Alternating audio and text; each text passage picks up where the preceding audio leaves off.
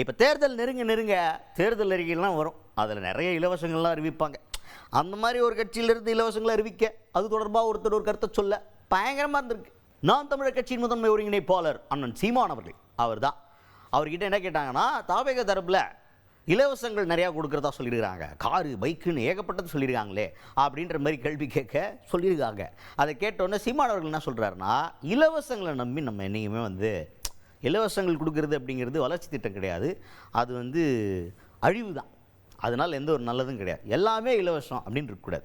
ஒரு நாட்டில் இலவசம்னு இருக்க வேண்டியது கல்வி, மருத்துவம், அப்புறம் தேவையான தண்ணி, குடிக்கிற தண்ணி எல்லாருக்கும் இலவசமாக இருக்கும். அதை விட்டுட்டு மற்றதெல்லாம் இருக்கலாம்.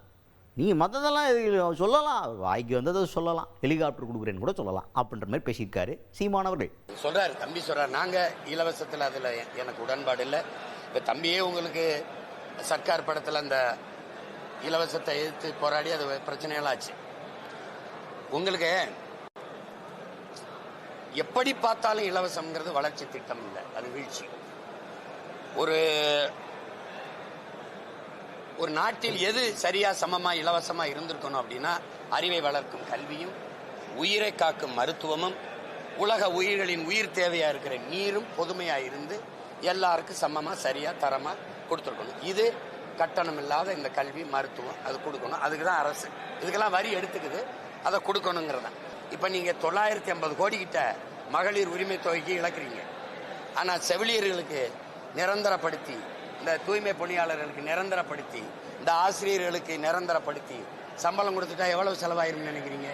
அப்போ உங்களுக்கு நோக்கம் அதுவல்ல. அந்த நேரத்தில் மக்களை ஏதாவது ஒரு இனிப்பான செய்தியை சொல்லி இந்த கவர்ச்சி, இந்த பணத்தை கொடுத்து ஏமாற்றி வாங்கிடணும்னு நினைக்கிறீங்க. அதை நான் ஏற்கலை. தம்பி மோட்டர் பைக் கூட கொடுக்கட்டும், கார் கொடுக்கட்டும், வீட்டுக்கு ஒரு ஹெலிகாப்டர் கூட கொடுக்கட்டும்.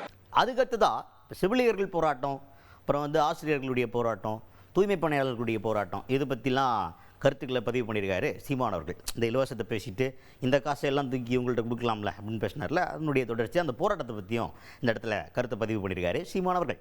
கொரோனா நேரத்தில் இந்த செவிலியர்கள் எல்லா கண்களுக்கும் மருத்துவர்கள்லாம் கடவுள்கள் போலவும், இந்த செவிலியர்கள் எல்லாம் ஒரு தேவதை போலவும் தெரிஞ்சாங்க.